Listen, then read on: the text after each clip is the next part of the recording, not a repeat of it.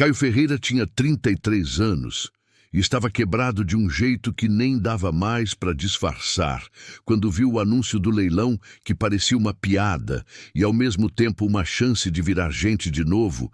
Ele tinha passado os últimos 11 anos rodando como peão contratado por fazendas do oeste da Bahia e do norte de Minas.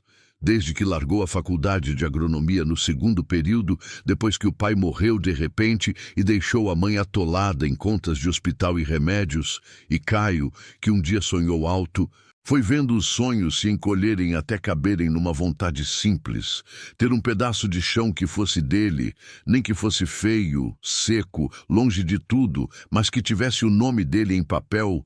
O leilão aconteceria numa terça-feira quente de fim de setembro, no salão antigo da Associação de Moradores de Ibotirama, perto do Rio São Francisco, um lugar de cadeira de plástico e ventilador barulhento que espalhava o calor ao invés de aliviar. Caio dirigiu quase 4 horas numa estrada velha que tossia nas subidas e pedia água no radiador como se fosse gente. Ele foi puxado por uma descrição curta demais, quase desdenhosa, dessas que parece que alguém escreveu com raiva só para se livrar do problema. Área de Caatinga e Chapada, 180 hectares, sem benfeitorias, sem poço, sem energia, acesso difícil, imóvel vendido no estado em que se encontra por dívida de imposto, lance mínimo, 150 reais. Caio chegou cedo e sentou no fundo, observando gente que tinha nome e relógio bom arrematar terrenos com cercas, currais e estrada por valores que ele não juntaria em anos. Ele era só mais um magro queimado de sol no meio de homens de chapéu caro e bota limpa quando chamaram o lote 27. A voz do leiloeiro mudou do animado para o constrangido. Ele ajeitou os óculos e falou como quem pede desculpa. Lote 27. Área rural distante. Uns 120 quilômetros depois de Muquem do São Francisco. Estrada ruim, sem água outorgada, sem energia, sem casa, sem nada. A prefeitura quer só quitar o atraso e passar responsabilidade adiante. Lance inicial, 150 reais. E o salão inteiro ficou quieto por um segundo que virou risada. Alguém na frente soltou um: "Isso aí nem cabra vive." O leiloeiro repetiu: 150, alguém? E antes do cérebro de Caio terminar de calcular o tamanho da loucura, a mão dele levantou. Foi um reflexo, uma teimosia antiga, uma necessidade de apostar nem que fosse na pior carta. O leiloeiro pareceu surpreso. "Temos 150 lá no fundo, alguém dá 200? Silêncio, cadeiras rangendo, gente virando o rosto para olhar Caio como se ele fosse doido ou bêbado, indo duas, vendido para o rapaz do fundo por 150 reais. E 15 minutos depois, Caio saiu com um recibo, um protocolo de transferência e 62 reais no bolso, porque a gasolina e o almoço já tinham comido o resto. A atendente do cartório improvisado ali mesmo, uma senhora de coque apertado e olhar de quem já viu muito arrependimento, pegou os papéis e disse com um tom entre pena e aviso: "Meu filho, espero que você saiba no que está se metendo. Esse pedaço aí está largado há mais de 30 anos. É no fim do mundo. O dono antigo sumiu da história, herdeiro nenhum quis. Dizem que só tem pedra, mandacaru e cascavel." Caio dobrou o documento com cuidado como se fosse uma promessa. "Já trabalhei em coisa pior, dona." Ela puxou um mapa impresso com marca-texto e circulou uma área no meio de nada. "É por aqui. Não tem estrada batida até dentro. Só trilha e picada de vaqueiro.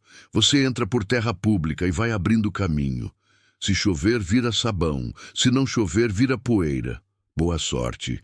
Caio estudou o mapa e viu o isolamento. Um vale seco entre 2 serras de pedra escura, cercado por quilômetros de mato baixo. E a vila mais próxima era um amontoado de casas chamado Sítio do Meio, com meia dúzia de famílias e um mercadinho. Naquela noite, ele dormiu dentro da caminhonete, num posto de beira de estrada. excitado demais para gastar com pousada e pobre demais para fingir conforto. E ficou imaginando se dava para plantar algo, criar algo, fazer um cercado, qualquer coisa. No dia seguinte ele seguiria o mapa e pisaria no próprio chão pela primeira vez. E no fundo do peito, junto com medo e vergonha, havia uma faísca que fazia tempo que ele não sentia. Esperança. A viagem até o terreno levou quase o dia inteiro. Ele saiu do asfalto, entrou no cascalho, depois numa estrada de areia, depois numa picada que parecia mais trilha de moto do que caminho de um carro. A paisagem foi ficando mais seca, mais aberta, um sertão de arbusto torto, pedra, cupinzeiro e um céu grande que parecia olhar de volta. Ele tinha emprestado uma barraca, corda e um cantil maior do patrão da fazenda onde trabalhou por último, um homem correto chamado Seu Geraldo Meira, que quando ouviu Caio falando do lote barato, balançou a cabeça com tristeza. "Você comprou o lote do Calado, foi?" "Rapaz, eu conheço essa história. Todo mundo na região conhece. Dizem que aquela área dá azar. Desde os anos 90, teve gente que tentou abrir roça e não durou. Teve vaqueiro que sumiu. Você vai mexer com isso pra quê?" Caio jurou que estava seguro. Mas agora, rodando no meio da solidão, começou a se perguntar se todo mundo sabia algo que ele não sabia, quando o GPS do celular pegou um sinal fraco e as coordenadas bateram com as do papel. Não havia cerca, não havia placa, não havia marco, só a caatinga se estendendo em todas as direções, linda e cruel, completamente vazia. Caio desceu, respirou o ar quente que tinha cheiro de poeira e folha seca e escutou um silêncio profundo, quebrado só pelo vento raspando nos galhos e pelo grito distante de uma ave. Ele era dono daquilo. 180 hectares de nada. Mas era dele, e isso significava alguma coisa. Ele armou acampamento perto de uma pedra grande, fez um fogo pequeno, esquentou um feijão enlatado e comeu, olhando o céu ficar roxo e depois preto. E quando as estrelas surgiram, tantas que pareciam derramar luz, Caio ficou deitado olhando e sentiu como se o mundo por um segundo abrisse espaço para ele existir. Ele dormiu com o documento dobrado dentro da mochila, como se papel pudesse proteger alguém do escuro, e antes do amanhecer, acordou com um barulho pesado perto da caminhonete. Não era o passo leve de raposa, nem o arrasto de tatu, era algo maior. Ele levou a mão no canivete e depois no velho rifle de pressão que carregava por hábito. Pegou a lanterna e varreu o feixe pela clareira. O foco pegou o movimento a uns 20 e poucos metros. E Caio prendeu o ar como se o corpo esquecesse de respirar. Um cavalo estava ali, parado na borda da luz, como um fantasma que tivesse emergido do mato. Mas não era cavalo bonito de vaquejada, nem animal de sela bem tratado. Era um esqueleto coberto de couro, costelas marcadas, pelo empastado de barro seco e poeira, a cabeça baixa, as pernas tremendo, e mesmo de longe, Caio viu um desespero nos olhos que parecia humano. "Meu Deus do céu!" Ele sussurrou. O cavalo não correu. Quando Caio levantou, só ficou ali, balançando, fraco demais para fugir. Caio foi devagar, falando baixo como todo peão aprende. "Calma, calma, parceiro. Você tá ruim demais, hein?" E chegando perto, ele viu feridas abertas na canela, casco crescido e rachado, e uma lesão funda no ombro direito, recente, inchada, com cheiro ruim de infecção. Não havia ração, não havia remédio, não havia nada, mas havia água. Caio encheu uma panela do galão e ofereceu. O cavalo bebeu como se estivesse afogando a sede do próprio inferno, tremendo, engolindo com desespero. Caio encheu de novo, até gastar metade do que tinha. Só então o animal parou, levantou a cabeça e encarou Caio com um olhar que parecia gratidão. "De onde você saiu? Aqui não tem nada para você." Caio tentou ver se havia marca, mas a sujeira escondia, e ainda assim dava para notar uma conformação boa.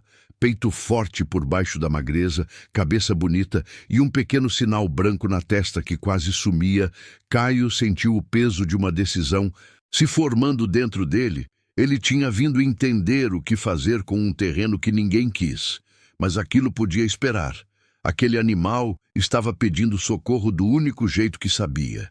E Caio não era o tipo de homem que deixava um bicho morrer depois de olhar nos olhos dele. Tá bom, campeão. Vamos te tirar daqui. O nome veio sem pensar, e embora o cavalo estivesse meio morto, parecia entender. Caio baixou a tampa da caçamba, estendeu uma lona, improvisou um cabresto com corda, e com paciência, pressão leve e apoio do próprio ombro, conseguiu posicionar o animal de forma que ele descansasse parte do corpo na caçamba. Não era ideal, mas dava para ir devagar.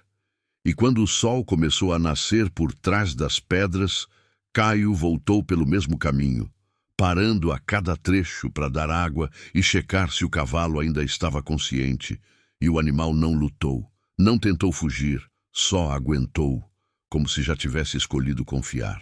Quando Caio chegou na primeira cidade maior do caminho, já perto de Barreiras, a clínica veterinária ainda estava abrindo. Ele parou na porta com a caminhonete suja de poeira e o cavalo apoiado na caçamba, como se fosse carga frágil. A veterinária que atendeu, uma mulher na casa dos 50 chamada doutora Helena Ramos, olhou uma vez e já virou outra pessoa, prática, rápida, mandona do jeito certo. Traz ele para a baia agora, com cuidado, e me diz há quanto tempo ele está assim. Caio ajudou a guiar o cavalo cambaleante. O animal parecia feito de ar e ossos. Eu achei hoje de madrugada, no meu terreno, ele apareceu no meu acampamento. Helena passou a mão no pescoço do cavalo, sentiu a pele seca, olhou o olho fundo, checou gengiva e já foi ordenando o procedimento. Soro agora. Antibiótico. Vamos limpar. Esse ombro? Meu Deus, isso aqui tá podre. Ela trabalhava falando, como se o diagnóstico viesse em voz alta: desnutrição severa, desidratação, ferida infectada, casco em estado crítico, provável carga de parasitas. Esse cavalo devia estar morto. O fato de ainda estar em pé é um absurdo. Ela encarou Caio. Você é dono dele? Caio engoliu. Eu não sei. Ele não tem marca aparente. Só apareceu no meu chão. Helena suspirou, como quem já viu abandono virar briga. Sem marca e sem documento na prática. Ele vira do achador até alguém provar o contrário. Mas uma coisa eu sei, ele é treinado. Olha como ele aceita a mão e o barulho. Alguém largou isso aqui de propósito ou perdeu por coisa séria. Nas horas seguintes, Helena examinou cada detalhe. E apesar do estado, havia uma saúde escondida ali, coração forte, ossatura boa, ausência de lesões irreversíveis, além de cicatrizes antigas. Com cuidado ele volta, mas vai custar, ela avisou, e Caio sentiu o chão sumir quando ouviu números de 2 a 4 semanas de tratamento intensivo, ração específica, medicação, ferrageamento, exames. Eu chuto entre 8 e 12 mil reais. Caio quase riu de nervoso porque ele tinha 62 anos e nenhuma certeza de emprego. Doutora, eu posso trabalhar para pagar. Eu faço o que precisar. Limpo baia, ajudo, carrego, fico de noite, o que for. Helena avaliou Caio por um tempo longo. Viu a mão calejada, o olho cansado e viu também a determinação de quem já perdeu demais. Eu tô sem assistente, o meu saiu para cuidar. Da mãe em Salvador. Se você for sério, eu preciso de alguém, mas esse cavalo vira sua responsabilidade. Você achou, você vai até o fim, combinado. Combinado, Caio respondeu sem hesitar, mas por dentro ele não tinha a menor ideia de onde colocaria um cavalo. Quanto mais um cavalo daqueles. Ele não tinha curral, não tinha pasto irrigado, não tinha casa.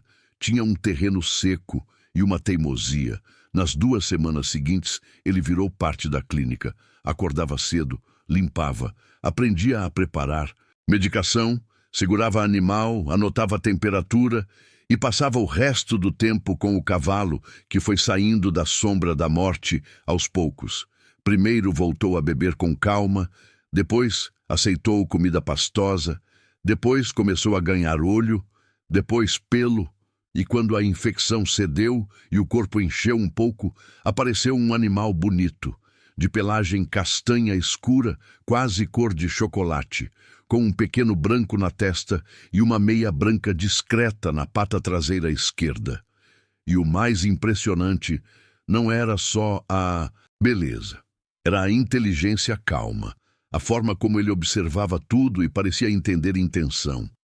Helena comentou mais de uma vez: "Isso aqui não é cavalo comum de lida. Alguém investiu em genética e treino. Olha a estrutura. Isso é linhagem, cara, Caio."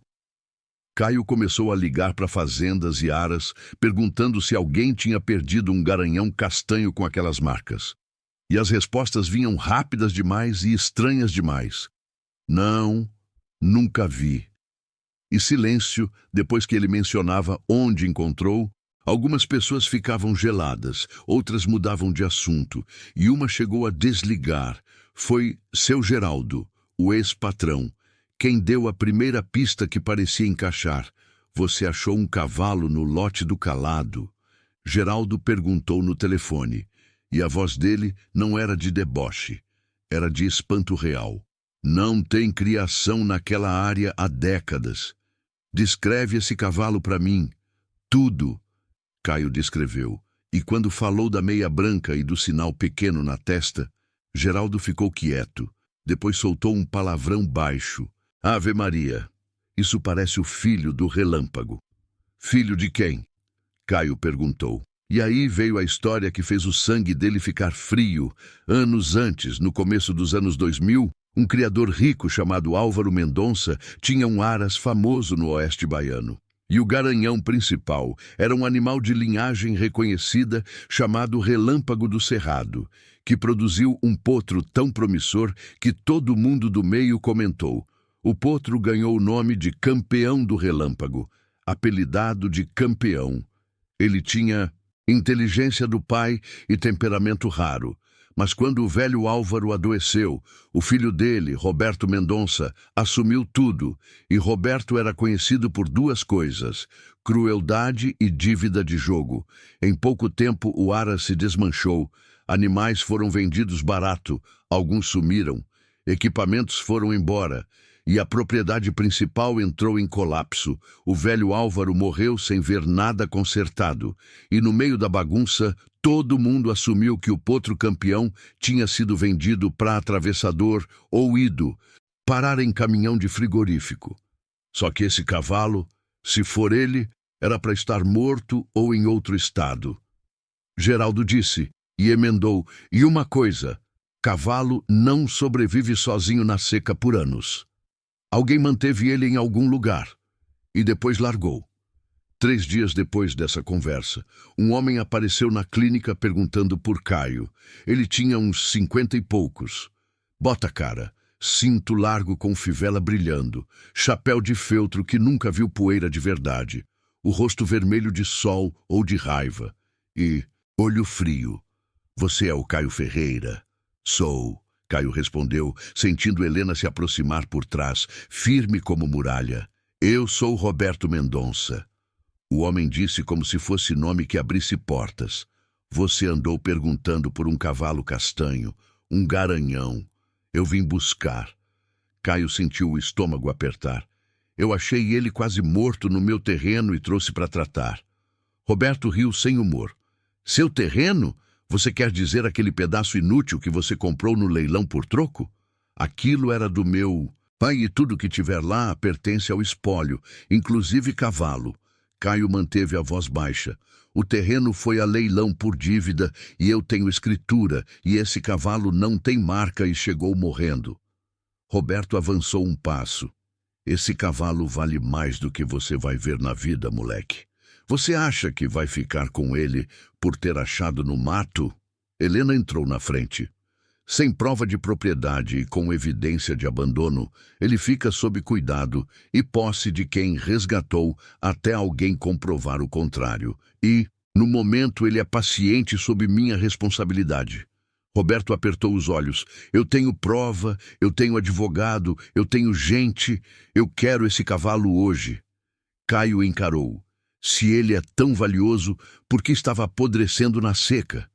A pergunta bateu como pedra, e por um segundo a máscara do homem falhou. Não foi raiva, foi medo ou culpa, algo rápido, mas visível.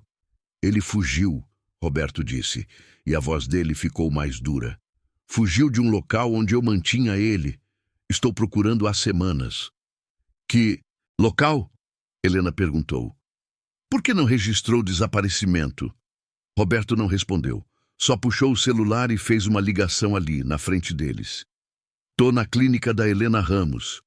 Tem um problema. Manda alguém agora. Caio e Helena se olharam, e o ar mudou. A coisa deixou de ser conversa e virou ameaça.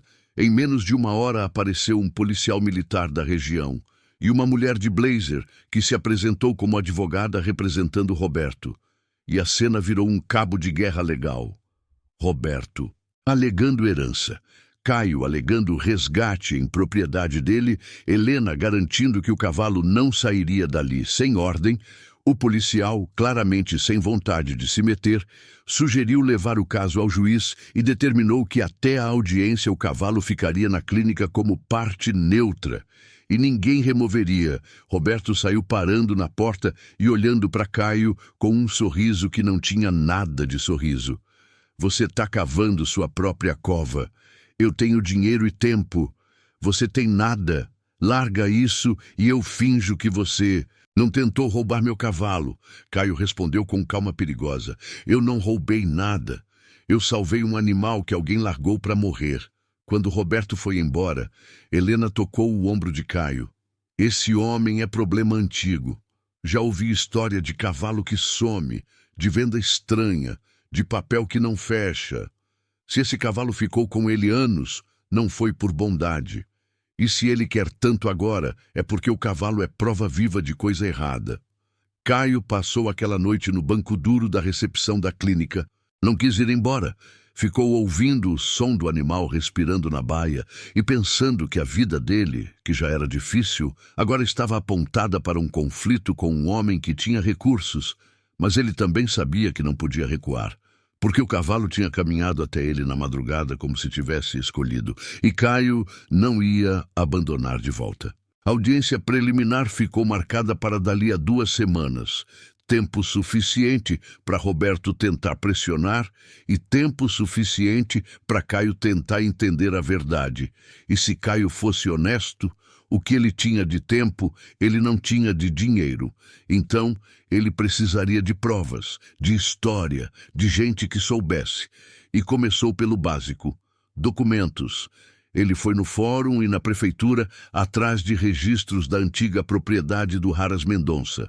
Puxou arquivos, fotografou processos, pediu certidões e achou um rastro de desastre financeiro. Depois que Álvaro Mendonça adoeceu, Roberto assumiu tudo oficialmente e em 2 anos a operação estava afundando em dívida. Animais vendidos, máquinas leiloadas, contas atrasadas, mas havia um detalhe que não fechava. Nos registros de vacinação e inventário rural de antes da doença constavam 21 equinos. Nos documentos de venda constavam apenas 15 vendidos legalmente. 6 não apareciam, incluindo um com anotação especial. Campeão do Minze, relâmpago, garanhão jovem promissor.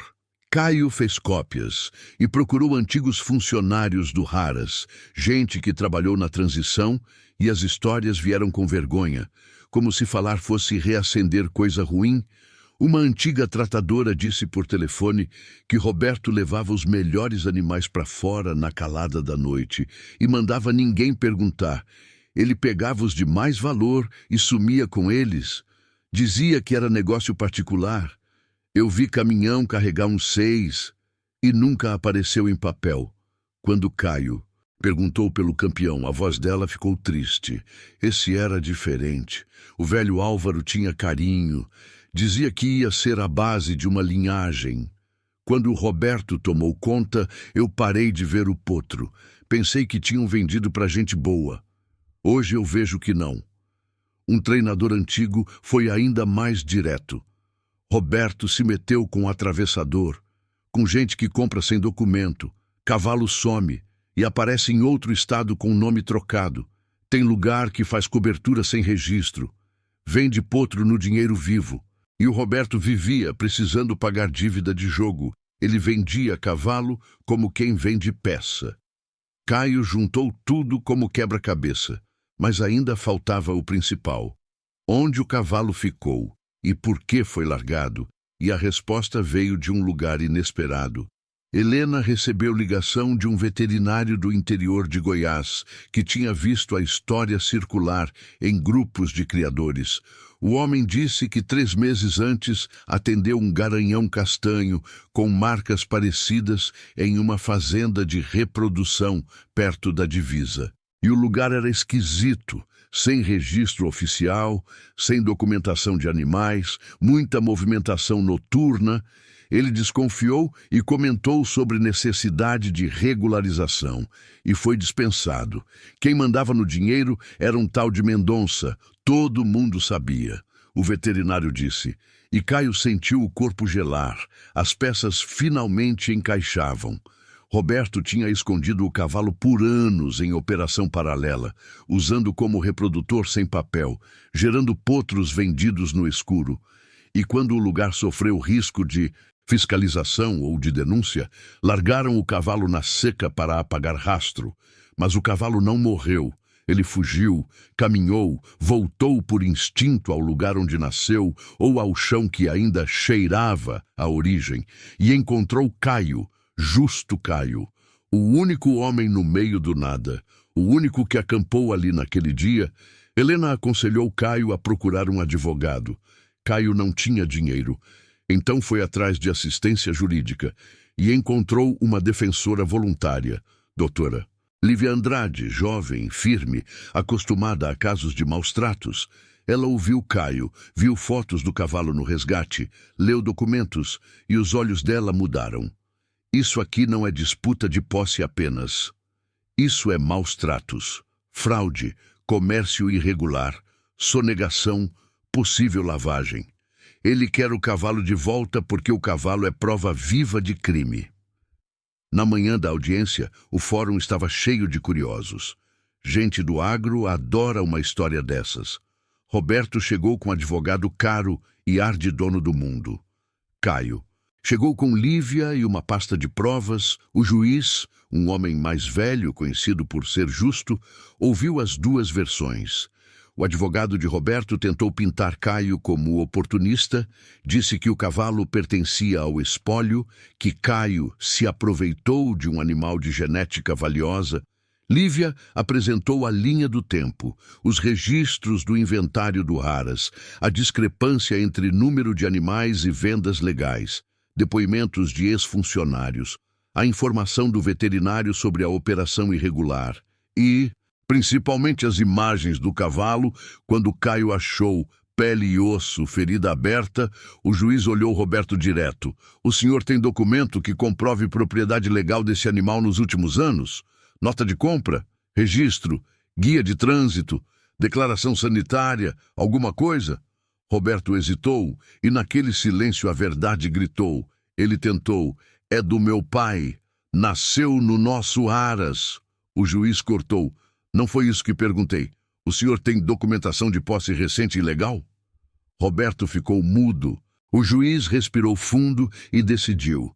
Na ausência de prova de propriedade legal e diante de indícios fortes de abandono e maus tratos, reconheço que o animal conhecido como Campeão é de posse e propriedade de Caio Ferreira, que o resgatou e assumiu responsabilidade.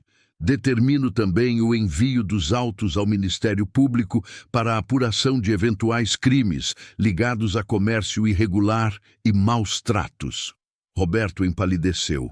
O advogado tentou protestar. O juiz encerrou do lado de fora. Lívia apertou a mão de Caio. Você acabou de ganhar legalmente um cavalo que pode valer muito dinheiro, mas mais importante, você impediu que esse homem apagasse prova. Caio olhou para o trailer onde o cavalo estava, agora forte o suficiente para ficar em pé com dignidade, e sentiu aquela ligação de novo, como se o animal entendesse cada palavra. Eu vou levar ele para casa, Caio disse, e aí veio a realidade cruel. Casa era um terreno seco, sem água, sem cerca, sem nada. Ele precisava de solução imediata. E foi aí que seu Geraldo ligou no dia seguinte com uma proposta que parecia milagre, mas tinha lógica. Eu acompanhei teu caso e vou te falar uma coisa. Aquele teu lote não é só pedra. Ali embaixo tem água. Eu venho estudando isso faz tempo. Tem lençol bom, só precisa perfurar e regularizar. Mas perfurar custa caro. Caio foi direto. Eu não tenho. Geraldo respondeu. Você tem algo melhor. Um garanhão de linhagem que qualquer criador decente paga para cobrir égua. A gente faz parceria, eu banco o poço e... parte da estrutura, você entra com o terreno e o garanhão, e a gente divide as taxas de cobertura e o uso do pasto, tudo no papel, 50-50. Caio ficou calado, tentando entender como a vida vira do avesso tão rápido. O homem continuou. Teu terreno é isolado, isso é bom para criação, menos doença, menos olho grande. O clima é seco, bom para casco e para manejo. Com água, a gente transforma aquilo. E você para de dormir em caminhonete. Caio aceitou não por ganância, mas por necessidade. Porque agora ele tinha um cavalo. E esse cavalo tinha escolhido viver. 3 meses depois, Caio voltou ao terreno e quase não reconheceu. Havia um caminhão de perfuração, homens trabalhando, estacas marcando cerca. E no dia que a broca bateu água a 300 e poucos metros, um jorro forte subiu, como se a terra tivesse guardado aquele segredo, esperando o momento. Instalaram bomba, fizeram reservatório, abriram pequenos piquetes, levantaram abrigo. E quando Caio viu o cavalo, agora bem alimentado, pelo brilhando ao sol do sertão, músculo voltando, olhar firme, ele entendeu que aquele lote inútil era só a casca de uma coisa maior. Helena apareceu para revisar o animal e sorriu. Ele devia ter morrido. E não morreu. Mas o mais estranho não é isso. O estranho é que ele sabia onde achar ajuda. Caio passou a mão no pescoço do cavalo e respondeu baixo. E eu também estava precisando. Ele me achou quando eu também estava perdido. Primeiro ciclo de coberturas veio como chuva em seca, criadores. Apareceram curiosos, primeiro por história, depois por qualidade, porque o garanhão, além de bonito, tinha temperamento raro, e Geraldo soube negociar direito, com contrato, com exame, com manejo, sem virar exploração. Caio aprendeu a virar dono sem virar tirano. E a cada semana o lugar crescia, um barracão virou cocheira, depois virou baia, depois virou curral pequeno, e Caio, enfim, montou um quarto simples para dormir com parede de tijolo e telha. E isso, para quem viveu anos em alojamento fedido, de suor, era palácio. Ao mesmo tempo, o outro lado da história fervia. O Ministério Público chamou gente, abriu investigação, ex-funcionários ganharam coragem, veterinários entregaram mensagens, notas frias apareceram, e a operação paralela que Roberto financiava começou a desmoronar. Encontraram animais sem documento, éguas usadas até o limite, potros vendidos no dinheiro vivo, e o nome Mendonça surgiu em ligações e contratos falsos. Roberto tentou reagir, tentou comprar silêncio, tentou ameaçar, mas quando a justiça pega a trilha e sente cheiro de fraude, uma hora encosta e Roberto foi denunciado por uma sequência de crimes. A reputação dele no meio rural virou cinza. O homem que se achava intocável começou a perder parceiros, depois perdeu crédito, depois perdeu o próprio chão. E o mais irônico é que tudo isso começou porque um cavalo decidiu não morrer, decidiu andar na noite e pedir ajuda. Caio nunca soube exatamente como o animal atravessou tanta distância, como achou o acampamento, como escolheu ele e não outro, talvez cheiro de fumaça, talvez instinto, talvez destino, mas o fato é que o cavalo apareceu quando Caio tinha só um papel dobrado e fome de futuro. E a partir dali, os dois foram se reconstruindo, o rancho ganhou o nome Rancho Água Oculta, por causa do poço que ninguém acreditava que existia. E virou referência não por luxo, mas por ser correto, por ter manejo limpo, por não vender no escuro, por tratar animal como vida e não como peça. Helena indicava clientes, Lívia acompanhava os processos, Geraldo trazia experiência, e Caio trazia suor e uma espécie de gratidão que nunca deixava virar arrogância.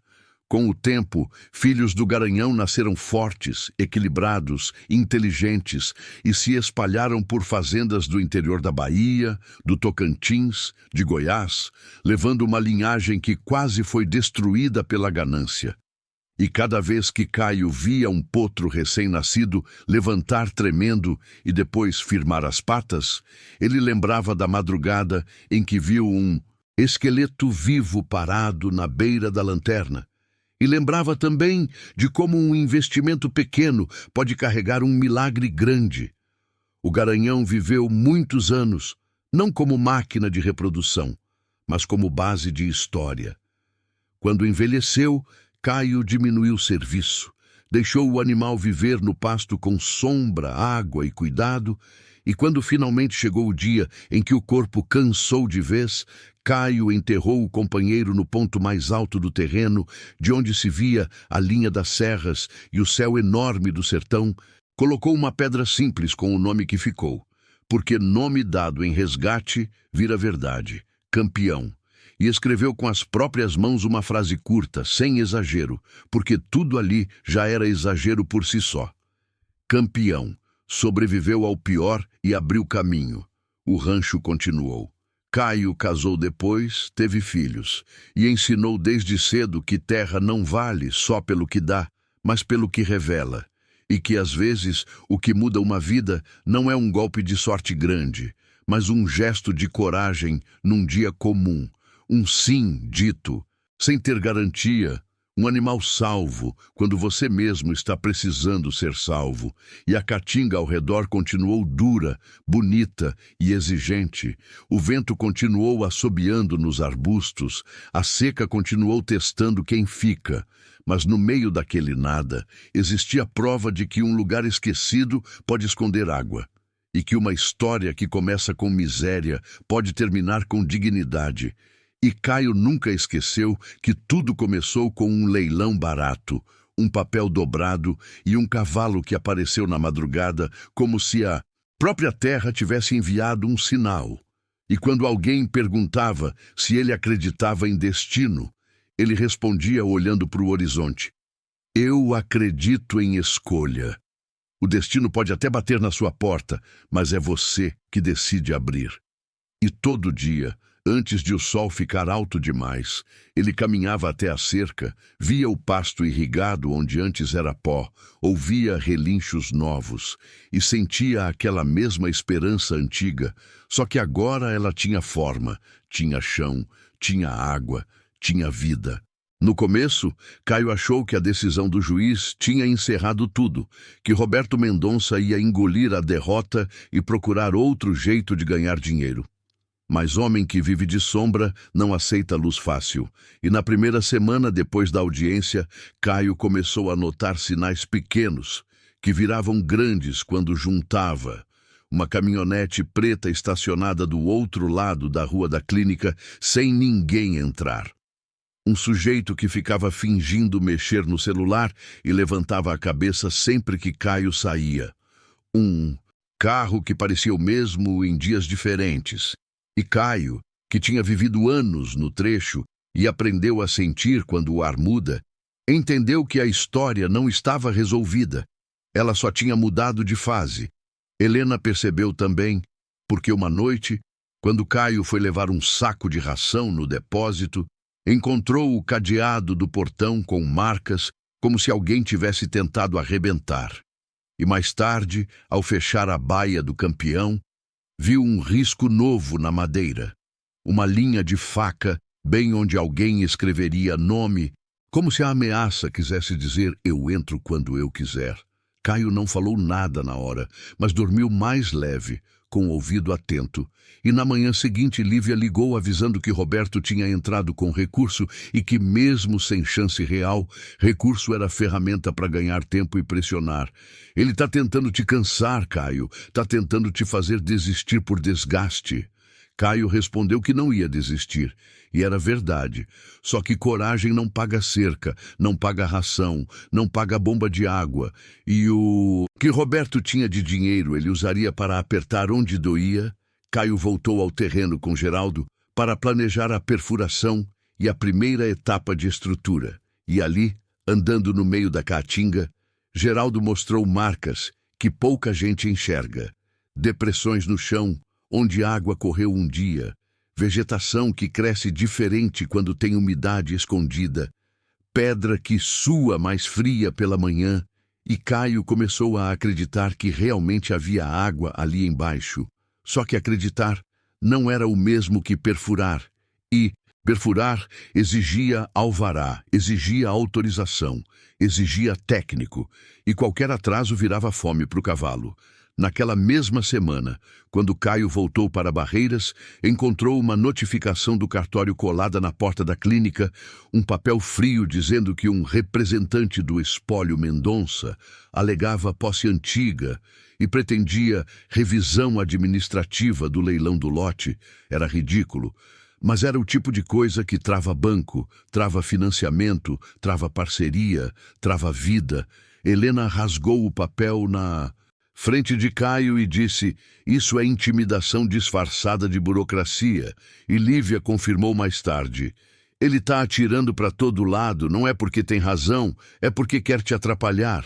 Caio continuou trabalhando na clínica durante o dia e correndo atrás de documento à tarde. E o campeão, cada vez mais forte, parecia ficar mais atento também.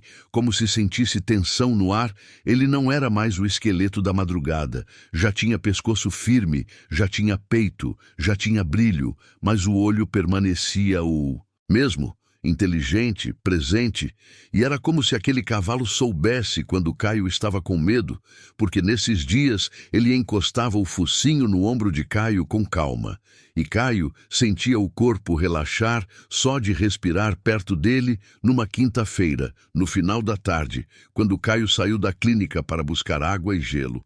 O celular tocou de número desconhecido.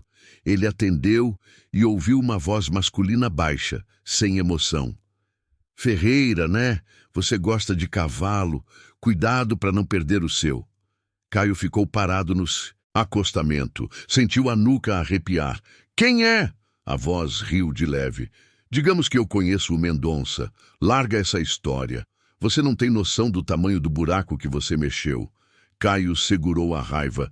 Se você tem recado, dá nome. A voz desligou. E naquele segundo, Caio entendeu que não era só sobre um cavalo valioso, era sobre um esquema que usava cavalo como ferramenta. E se o cavalo era prova viva, Caio virou o obstáculo vivo. Naquela noite, Caio não dormiu. Ficou no rancho improvisado perto do terreno e pela madrugada ouviu o motor distante, luz varrendo a caatinga. E depois silêncio, ele pegou a lanterna e caminhou até o ponto mais alto onde dava para ver a estradinha. Viu marcas recentes de pneu na areia, como se alguém tivesse subido até ali só para mostrar que podia. Caio voltou, colocou mais tranca e fez uma escolha que não queria fazer. Começou a registrar tudo, foto de marca no chão, foto de carro estranho, horário, local, e mandou para Lívia. Se me acontecer algo, você já tem. Tudo. Lívia respondeu curta. Você fez certo, e amanhã eu peço medida protetiva e comunico o MP. Só que papel protege pouco quando o homem do outro lado não respeita papel. E Caio sabia disso.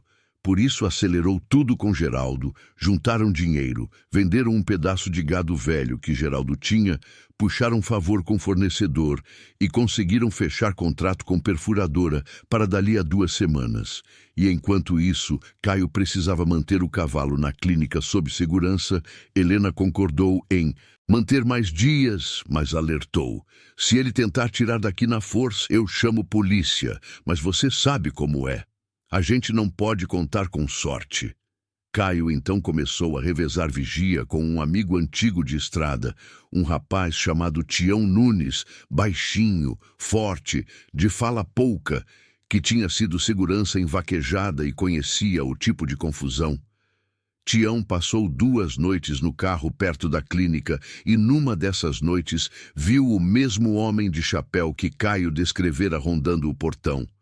Tião desceu, encarou. O homem fingiu que estava perdido. Tião apontou o dedo. Aqui ninguém se perde assim. Some. O homem entrou na caminhonete e foi embora cantando pneu. E aquilo foi o suficiente para Caio ter certeza que a ameaça tinha rosto. Só não tinha nome. O dia da perfuração chegou com calor de rachar. A perfuradora subiu a estrada ruim, atolou 2 vezes. Precisou de trator de um vizinho distante para puxar. E Caio, sujo de poeira, percebeu que qualquer projeto naquele lugar seria sempre na base do esforço. Bruto! A broca começou a descer, o barulho de máquina ecoando pela caatinga como se acordasse algo antigo. Geraldo acompanhava com o olhar de quem já viu poço dar certo e poço dar errado. E Caio não tirava o olho, como se olhar fosse influenciar. Passaram horas, um dia inteiro, a broca desceu e desceu. E quando chegou perto dos 300 metros, o operador gritou para desligarem um pouco porque a pressão mudou e então aconteceu. Água. Primeiro um sopro úmido, depois um jorro turvo, depois um fluxo, forte que fez os homens rirem e xingarem de alegria.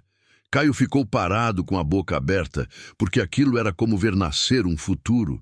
Geraldo abraçou Caio rápido, do jeito duro de homem do interior que não gosta de sentimentalismo. Eu te disse, ele falou, e Caio sentiu as pernas fracas. Aquela água não era só água. Era a prova de que o terreno inútil escondia a coisa mais valiosa do sertão. Nos dias seguintes, levantaram reservatório, puxaram mangueira, fizeram primeiro piquete, improvisaram, sombra com lona, e marcaram área para uma cocheira simples. Caio, então, foi buscar o campeão na clínica. Helena fez exame final, deu lista de cuidados e avisou: esse cavalo é ouro, mas ouro atrai ladrão. Cuida dele como se fosse teu filho. Caio prometeu. E na manhã em que puxou o trailer para o terreno, o céu estava limpo e o vento quente. O campeão desceu com passo firme, olhou em volta como se reconhecesse o cheiro do lugar e por um segundo ficou parado encarando a linha das serras. Depois, soltou um relincho baixo, quase um suspiro. Caio sentiu um nó na garganta porque aquele relincho parecia "eu voltei". E naquele mesmo dia, no fim da tarde, quando Caio foi fechar a cerca recém-feita, viu ao longe uma caminhonete parada na estrada alta, pequena no horizonte, mas visível. Observando, não dava para ver quem, só dava para sentir. Caio levantou o celular, filmou, e quando a caminhonete saiu levantando poeira, ele soube. Roberto não ia desistir só porque perdeu no fórum. Roberto ia tentar de outro jeito, e agora Caio tinha água, tinha cavalo e tinha um rancho nascendo, e isso tudo virava alvo. As primeiras semanas no rancho Água Oculta foram de trabalho que não terminava. Caio acordava antes do sol, checava bomba, checava reservatório, puxava mangueira, conferia cerca, alimentava o campeão com ração e volumoso que Geraldo trouxe. Limpava a baia improvisada, e quando o sol ficava alto demais, ele ia para a sombra fazer contas e planejar o próximo passo, porque no sertão, se você não planeja, a terra te engole. Geraldo vinha a cada 2 dias com equipe pequena, e os dois discutiam tudo. No detalhe, onde abrir pasto, onde fazer corredor, onde levantar casa de tijolo, onde cavar vala de drenagem para a época de chuva. E Caio, que sempre foi peão executando o plano de outro, estava aprendendo a ser o homem que decide, e decisão dá medo, porque se der errado não tem patrão para culpar. Numa dessas manhãs, apareceu um vizinho distante, um senhor chamado Zé Arlindo, que tinha criação pequena a quase 30 quilômetros dali. Ele chegou curioso, olhando o poço, olhando o cavalo, e falou com sinceridade: "Rapaz, eu nunca pensei ver vida aqui. Isso aqui sempre foi terra esquecida. Mas também sempre foi terra de história ruim." Caio perguntou que história, e Zé Arlindo contou que, muitos anos antes, quando a antiga propriedade de Álvaro Mendonça ainda estava ativa, tinha boato de caminhão passando de madrugada por essas bandas, boato de cavalo descarregado na mata, boato de gente sendo paga para não ver, e que uma vez um vaqueiro jovem desapareceu numa noite depois de discutir com capataz. Nunca acharam corpo, Zé Arlindo disse. E aquilo fez Caio gelar, porque esquema grande não nasce do nada. Cresce porque gente some, gente cala, e dinheiro compra silêncio. Caio agradeceu o aviso e reforçou a vigilância. Instalou refletores simples com energia de gerador, colocou corrente melhor no portão, pediu a Tião para ficar no rancho por uns dias. Tião topou em troca de um salário pequeno e comida. "Eu gosto de lugar longe e gosto menos ainda de covarde", ele disse. E com Tião, por perto, Caio respirava melhor. Só que a ameaça verdadeira não avisa. Na terceira semana, numa noite sem lua, os cachorros que Caio havia adotado do Zé Arlindo começaram a latir, como se estivessem vendo demônio. Tião acordou Caio. Os dois saíram com lanterna e ouviram barulho de metal perto do portão, alguém mexendo na corrente. Caio apontou luz e viu dois homens de boné no escuro. Quando a luz bateu, eles correram para a caminhonete estacionada mais abaixo. Tião gritou e disparou um tiro pro alto, não para acertar, mas para avisar que ali tinha resposta. Os homens entraram na caminhonete e foram embora, cantando pneu. Caio tremeu de raiva, não de medo, porque percebeu que não era susto, era teste. Estavam medindo reação. E se Caio fosse fraco, voltariam com mais. Caio ligou para a polícia, a viatura demorou horas. Chegou, olhou marca de pneu, deu de ombros, disse que sem flagrante era difícil. Caio anotou placa parcial, filmou marca no chão e mandou tudo para Lívia. No dia seguinte, Lívia apareceu pessoalmente no rancho, suada da estrada ruim, e quando viu a marca de alicate na corrente, ela fechou a cara. Agora não é só intimidação, agora é tentativa de invasão, e isso muda a conversa. Ela ligou do carro e falou com alguém do Ministério Público, citou nomes, citou horário, citou placa, e disse a frase que Caio nunca esqueceu: "Se acontecer alguma coisa com esse homem ou com esse cavalo, a responsabilidade vai cair em alguém que já está sendo investigado." E aquilo parecia bonito. No papel, mas Caio sabia que o papel não dormia com ele. Naquela tarde, Caio levou o campeão até a água, o cavalo bebeu com calma e Caio ficou olhando como se fosse cena sagrada. O animal que quase morreu de sede agora tinha água farta, e Caio pensou que, se Roberto conseguisse roubar o cavalo, não seria só um roubo, seria arrancar a alma do lugar. Geraldo chegou no dia seguinte com notícia boa e ruim. A boa: criadores estavam interessados em coberturas, dispostos a pagar alto pela história e, pela linhagem, a ruim. O rumor na região era que Roberto estava furioso e jurando tomar de volta o que é dele. Geraldo olhou Caio sério. "Você precisa entender uma coisa. Tem gente que não perde, só muda de método. E esse Mendonça não é homem comum." Caio respondeu: "Eu sei, mas eu não volto atrás." Geraldo assentiu e fez outra proposta.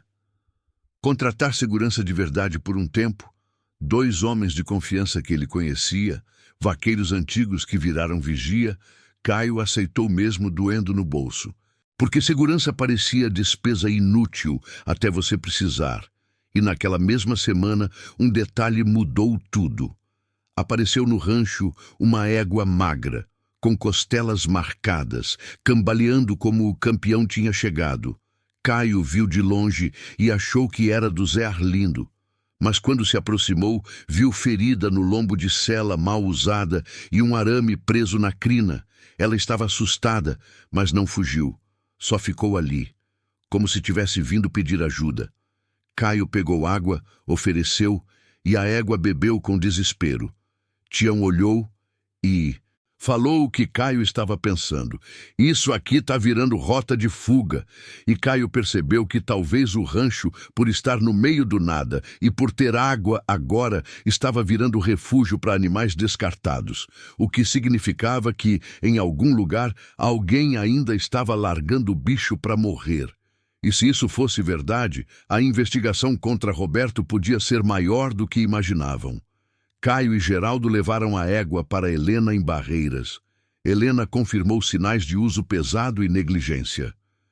Ela foi usada e descartada, Helena disse.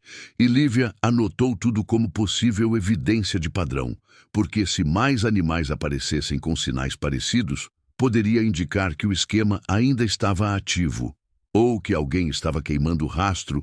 2 semanas depois, apareceu um potrinho pequeno, com uma perna machucada, seguindo a cerca como se procurasse entrada. Caio e Tião resgataram, deram comida, e Caio sentiu o coração apertar, porque viu ali o futuro que Roberto vendia no escuro. Vida nascida para virar dinheiro e depois lixo. Caio decidiu fazer algo que não estava no plano. Começou a mapear, com a ajuda de Zé Arlindo, trilhas e pontos onde animais poderiam estar sendo largados. E numa madrugada, seguindo pegadas e marca de pneu, encontraram um cercado improvisado, escondido numa baixada, com restos de ração velha, corda e marcas de casco no barro seco. Ninguém estava lá, mas o lugar cheirava a abandono recente. Caio filmou tudo, e quando Lívia viu o vídeo, ela ficou pálida. Isso é ponto de descarte. Isso é prova de que alguém ainda opera. Ela levou aquilo ao Ministério Público e a investigação ganhou corpo. E quando a investigação cresce, o inimigo sente. E quando o inimigo sente, ele faz o que sempre faz. Tenta silenciar antes que seja tarde. Foi numa tarde de domingo, com o sol baixo, que 3 caminhonetes subiram a estrada de areia e pararam na entrada do rancho como se estivessem indo visitar amigo. Caio estava no curral improvisado, Tião estava do lado com espingarda. Guardada, mas visível, os 2 seguranças contratados estavam perto, e de dentro da primeira caminhonete desceu um homem de camisa social, óculos escuros, sorriso falso. "Boa tarde, Caio Ferreira." Caio respondeu. "Sou eu." O homem estendeu a mão. "Meu nome é Doutor Murilo. Eu represento interesses do senhor Roberto Mendonça. A gente veio conversar civilizadamente." Caio não apertou a mão. Conversa se marca em lugar neutro. Murilo sorriu mais. "Não precisa. A gente só quer resolver isso do jeito fácil. Você entrega o cavalo, a gente te dá uma compensação boa. Você some dessa história e vive sua vida." Caio perguntou. "Quanto?" Murilo respondeu rápido.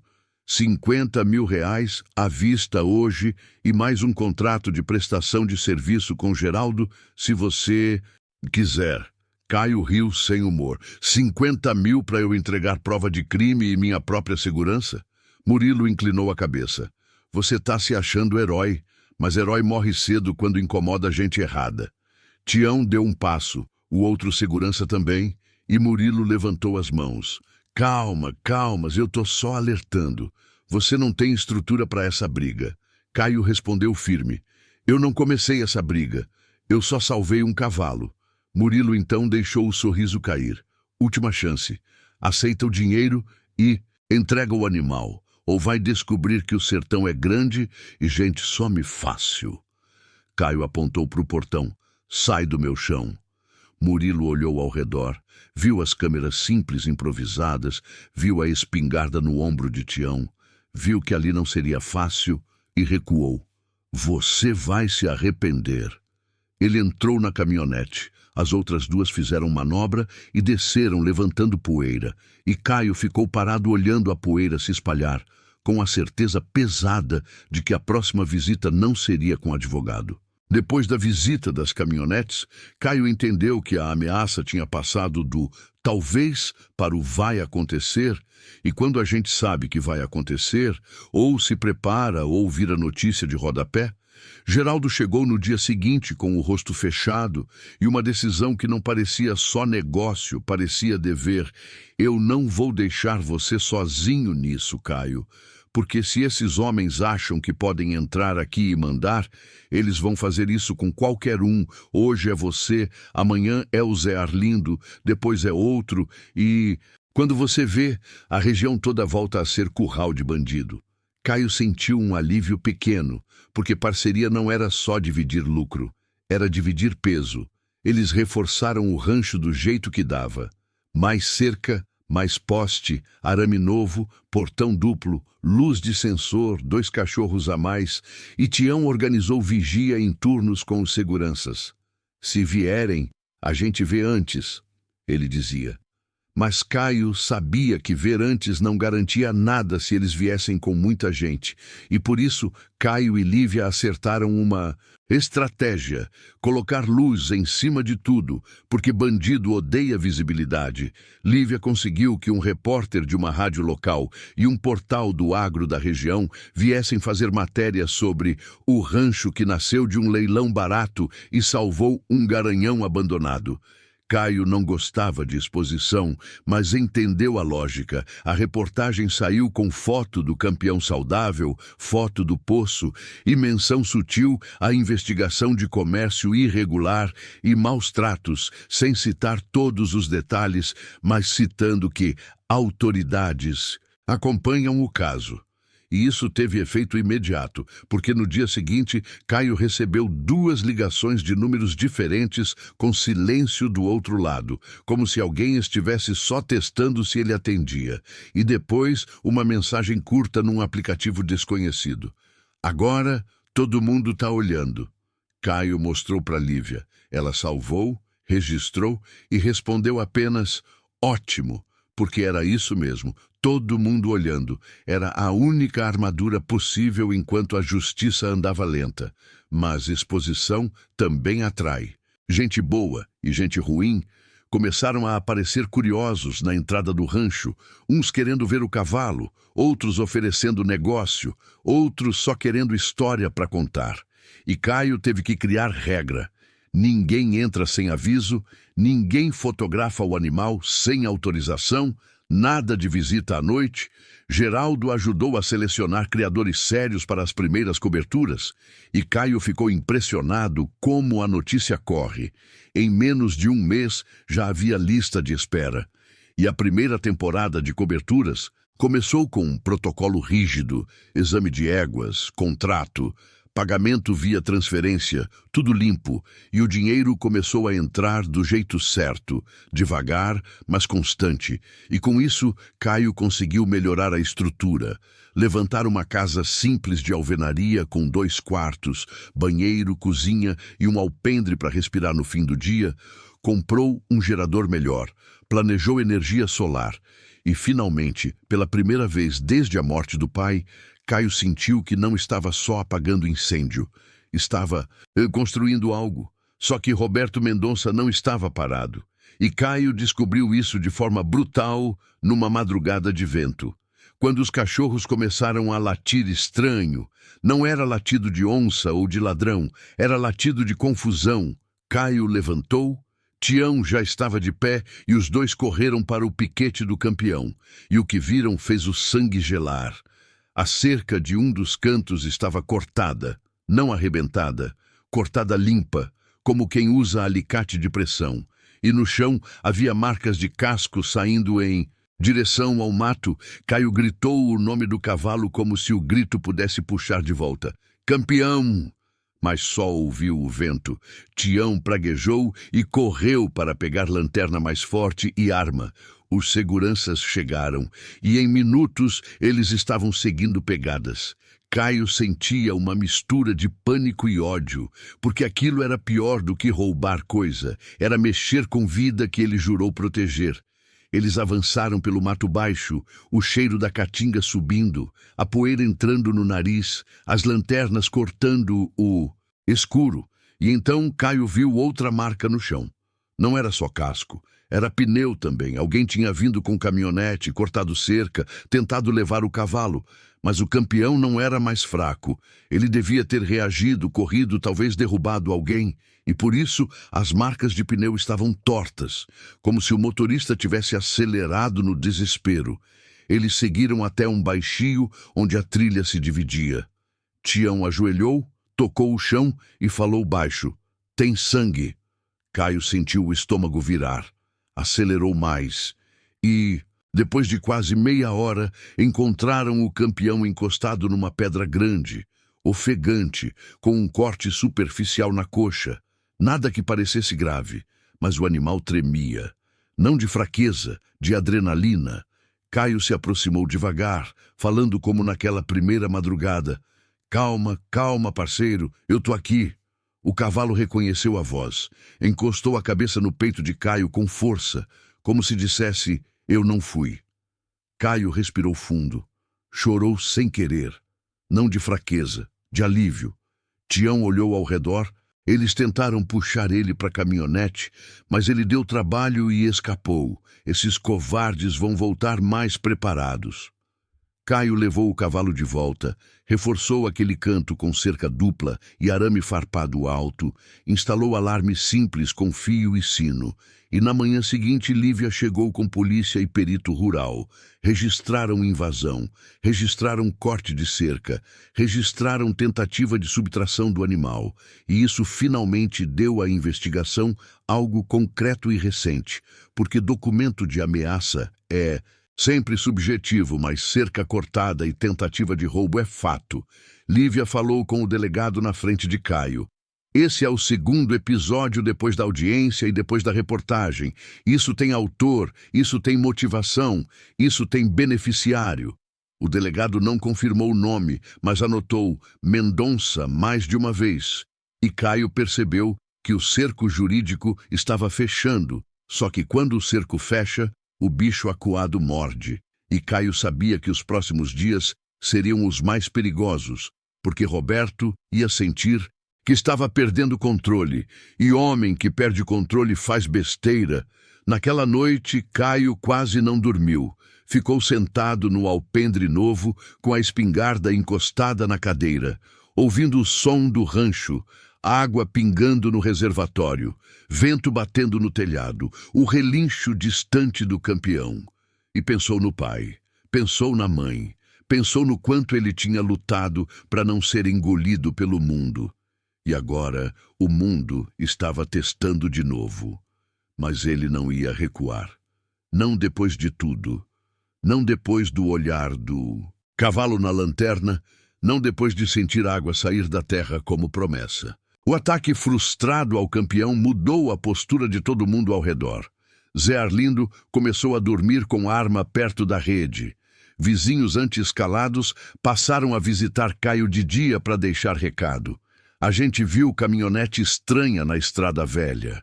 A gente ouviu barulho de carreta de madrugada. Tem gente perguntando do seu rancho no posto. E Caio percebeu que o medo na região era antigo, só estava sem dono, e agora tinha nome, e quando o medo tem nome, ou se enfrenta, ou ele cresce. Geraldo levou Caio para uma reunião discreta, com 3 criadores respeitados e um presidente de associação rural. Gente que tinha influência e que também tinha raiva de atravessador e esquema ilegal, porque isso suja o setor inteiro.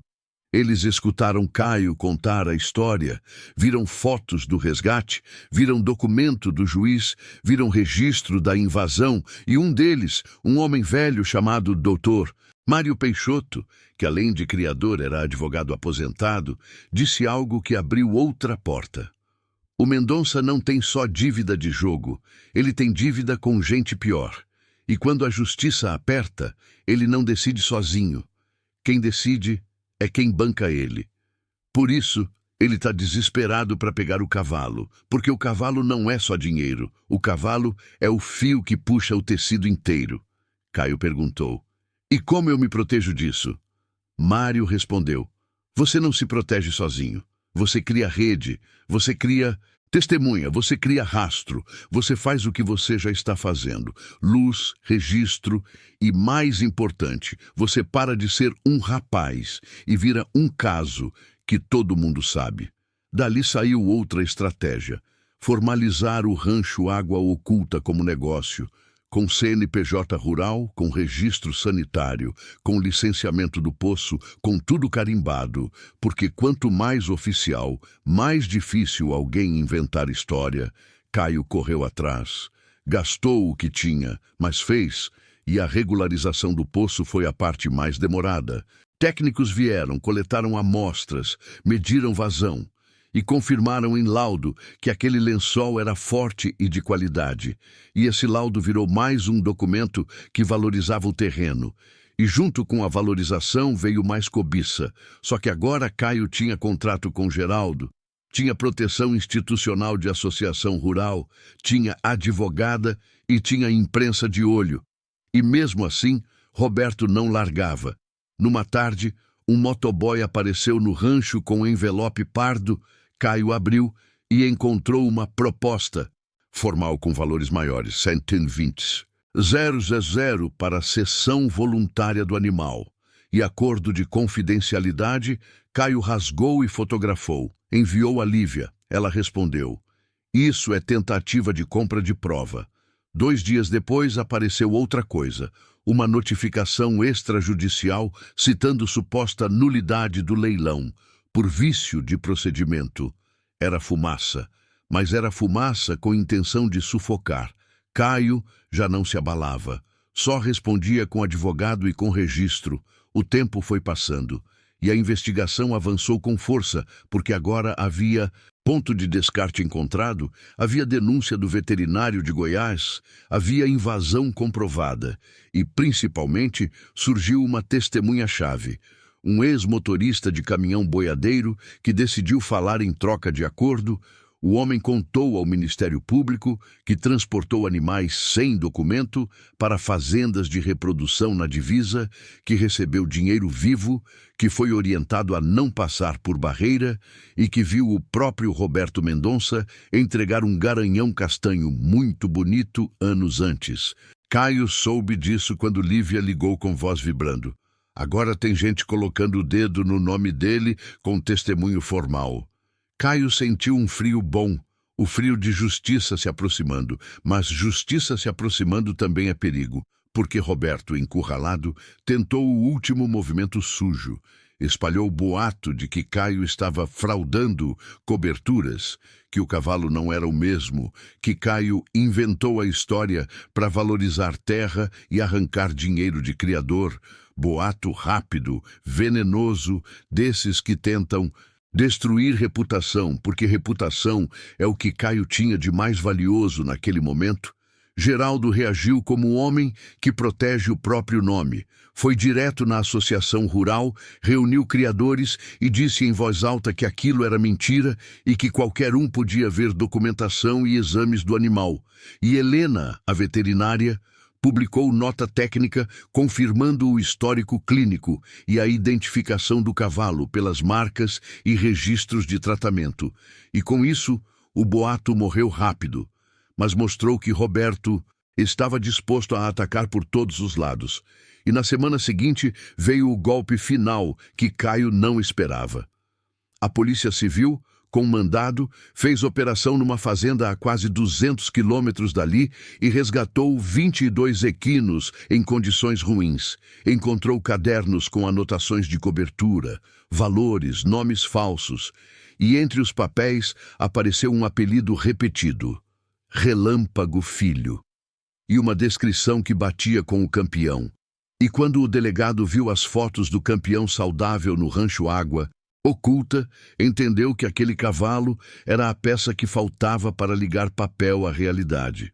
E por isso, naquela mesma madrugada, enquanto Caio dormia pela primeira vez em semanas com um pouco de paz, 4 viaturas subiram a estrada de areia com farol apagado até o portão, não para prender Caio, mas para proteger. E Lívia desceu de um carro junto com o delegado, batendo palma no portão como quem sabe que ali dentro mora alguém que já sofreu demais. Caio abriu assustado, Tião ao lado, mão firme. O delegado levantou as mãos. Calma, Caio, a gente está do seu lado, a coisa andou e andou rápido. Lívia completou. Eles fizeram operação, pegaram provas grandes e agora existe risco real de retaliação. Então o Estado vai precisar garantir que você e o cavalo não virem alvo fácil. Caio sentiu as pernas amolecerem, não por medo, mas por um tipo raro de alívio. Pela primeira vez, a força não estava só do lado do dinheiro, ela estava do lado da verdade. E enquanto o campeão relinchava no pasto como se sentisse movimento, Caio olhou para o céu escuro e entendeu que o rancho que nasceu do nada tinha virado centro de uma história muito maior do que ele. E agora ele precisava atravessar a parte mais perigosa. O momento em que a mentira começa a cair de verdade. A presença das viaturas no rancho não significava proteção eterna, mas significava uma coisa que Caio nunca teve antes: tempo. E tempo, quando se está sob ameaça, vale mais do que dinheiro. O delegado explicou que a investigação tinha entrado em fase sensível, com quebra de sigilo, análise de movimentação financeira e cruzamento de dados, e que Roberto Mendonça estava oficialmente na mira como peça central de um esquema maior, envolvendo atravessadores, fazendas laranja e venda irregular de animais. O cavalo que você salvou não é só um cavalo, Caio, o delegado disse. Ele é prova viva de que esse esquema existiu e funcionou por anos. Caio assentiu, sentindo o peso disso, porque até então ele só tinha pensado em proteger o campeão. Agora entendia que estava protegendo algo que podia libertar muitos outros. Nos dias seguintes, policiais passaram a circular com mais frequência na região, não ostensivos, mas presentes, e isso esfriou visitas suspeitas às caminhonetes estranhas. Desapareceram, os telefonemas cessaram, e o silêncio voltou. Mas não era mais o silêncio vazio do começo. Era um silêncio tenso, de espera. Enquanto isso, o rancho continuava crescendo, não em tamanho, mas em significado. Os primeiros potros do campeão nasceram naquela estação, saudáveis, firmes, e Caio acompanhou cada parto com respeito quase religioso, lembrando sempre de como aquele garanhão tinha chegado à vida dele. Helena vinha periodicamente checar os animais e sempre dizia a mesma coisa: você transformou-te um fim em começo. E Caio respondia que não tinha feito sozinho, que o cavalo tinha caminhado até ele por escolha própria. A investigação avançou rápido quando um promotor experiente assumiu o caso. Homem conhecido por não negociar com esquema, ele ouviu Caio, ouviu Lívia, ouviu Helena, ouviu Geraldo, ouviu o motorista boiadeiro e montou um processo robusto. Numa manhã abafada, Caio recebeu ligação cedo. Era Lívia. A voz dela estava firme, mas havia algo diferente. Um cansaço. Satisfeito. Caio, saiu o mandado. Roberto Mendonça foi preso preventivamente. Caio ficou parado, olhando o pasto, sem reação imediata. Não houve comemoração, não houve grito, só um silêncio longo, como se o corpo precisasse entender que a ameaça tinha nome e agora tinha cela. Ele tentou obstruir investigação, tentou intimidar testemunha, tentou destruir prova. Lívia continuou. O juiz entendeu que, solto, ele ia continuar fazendo isso. Caio agradeceu baixo e desligou. Sentou no chão do alpendre e passou a mão no rosto, sentindo uma mistura estranha de alívio e vazio. Porque quando a luta acaba, sobra espaço para sentir tudo que foi empurrado para frente. Naquela tarde, um carro da polícia passou mais uma vez, mas agora não parou. Só levantou a mão em cumprimento, como quem diz, acabou por enquanto. O rancho voltou à rotina de trabalho pesado, Mas agora, sem a sombra constante de invasão, Geraldo trouxe notícia de que alguns criadores, antes receosos, agora queriam fechar contrato, porque sabiam que o nome do rancho estava limpo e associado à coisa certa. Caio aceitou com cuidado, não queria crescer rápido demais, não queria virar aquilo que combatia, queria crescer do jeito certo. Lívia explicou que o processo ainda teria capítulos, que haveria julgamento, recursos, delações, mas que o pior tinha passado, porque quando o esquema perde o operador principal, ele desmorona. E, de fato, nas semanas seguintes, surgiram notícias de outras fazendas investigadas, outros atravessadores chamados, outros animais resgatados, e Caio recebia mensagens de gente que ele nunca viu agradecendo. Meu cavalo sumiu anos atrás. Minha égua foi vendida sem papel. A gente sempre soube, mas nunca teve prova. E Caio entendia que o campeão tinha sido a chave que abriu um cadeado antigo. O tempo passou, e o rancho deixou de ser o lugar do cavalo resgatado para virar referência de manejo ético, de negócio limpo, e isso atraía gente boa, não só dinheiro. Caio construiu uma pequena escola de equitação básica para filhos de vizinhos, ensinando respeito antes de técnica, e isso aproximou ainda mais a comunidade. Zé Arlindo dizia rindo, esse lugar virou o coração do sertão. E Caio gostava de ouvir isso, porque lembrava de quando tudo ali era pó e medo. O campeão envelheceu com dignidade.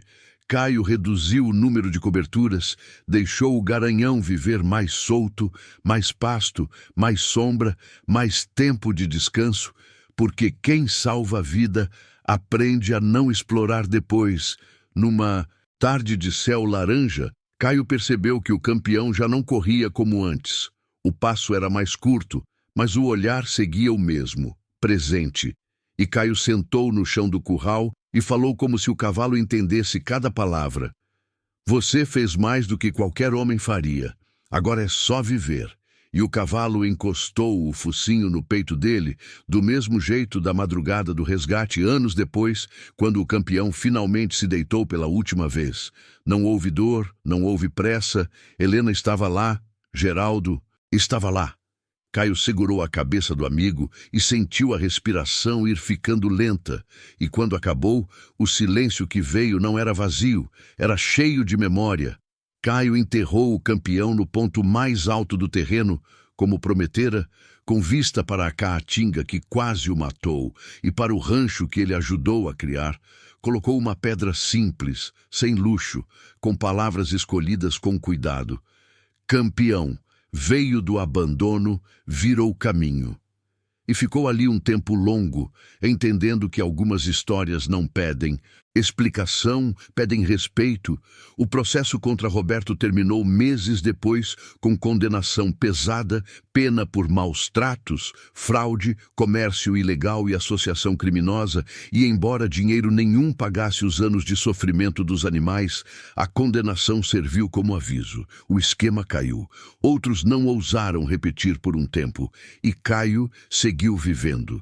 Não como herói, mas como homem que escolheu não virar as costas. Ele casou, teve filhos, contou a história do cavalo como lição, não como glória. Ensinou que terra não vale pelo preço do leilão, mas pelo que ela revela quando alguém cuida, e que às vezes a coisa mais valiosa do mundo chega na forma mais quebrada possível, pedindo ajuda no meio da noite, e o rancho Água Oculta seguiu ali, discreto, firme, provando que até no chão mais esquecido pode nascer algo grande quando coragem encontra compaixão, e que algumas vidas se cruzam não por acaso, mas porque uma precisava da outra para sobreviver. Com o passar dos anos, o nome Rancho Água Oculta deixou de ser associado apenas ao caso do cavalo e passou a significar algo maior para quem vivia naquela região do sertão.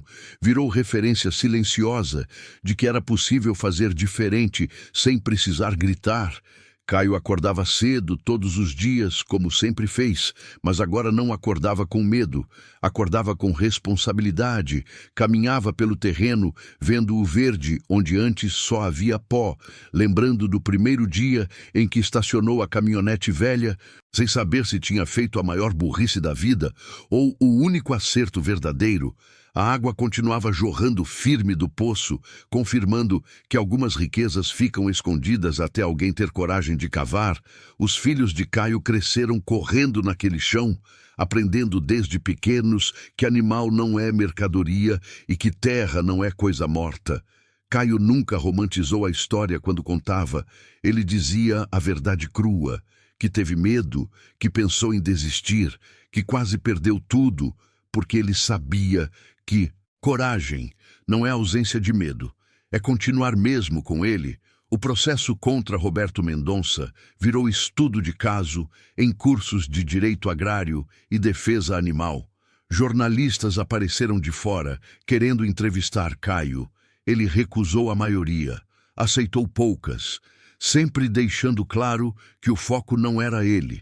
Era o que acontece quando ganância encontra silêncio. E o que acontece quando alguém resolve quebrar esse silêncio? Com o tempo, outros ranchos começaram a procurar Caio para pedir orientação sobre regularização, manejo correto, contratos limpos, porque perceberam que o mercado estava mudando e que esquema sujo não se sustentava quando a comunidade se organizava. Caio ajudou como podia, não cobrava consultoria, só compartilhava experiência, porque ele sabia que aquela história não era dele para vender, era dele para honrar. Em certas noites, quando o vento soprava mais forte e fazia o mesmo som de anos atrás, Caio sentava no ponto alto onde o campeão estava enterrado e ficava em silêncio, não esperando resposta, só lembrando do olhar do cavalo na lanterna, do peso do corpo magro apoiado na caçamba, da primeira vez que viu água subir do chão seco, e entendia que algumas decisões moldam uma vida inteira. O rancho Água Oculta nunca virou império, nunca virou luxo, e isso era intencional. Caio manteve o tamanho que conseguia cuidar com o próprio olho, porque ele aprendeu cedo demais que quando algo cresce mais rápido do que o caráter, tudo desmorona.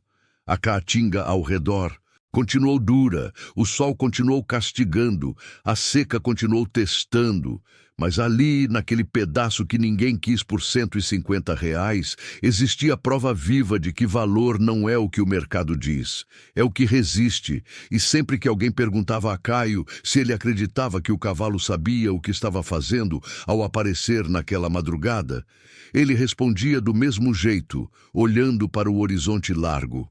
Eu não sei se ele sabia, mas sei que eu sabia o que tinha que fazer quando vi. E essa resposta era suficiente, porque no fim, não importa se foi instinto, destino ou acaso, importa que um homem escolheu não virar as costas e um animal escolheu confiar. E dessa escolha nasceu um rancho, uma família, uma comunidade mais forte e uma história que continuaria sendo contada em voz baixa, como as melhores histórias sempre são. Não para glorificar sofrimento, mas para lembrar que mesmo no lugar mais esquecido, alguém pode cavar fundo, encontrar água e transformar abandono em raiz.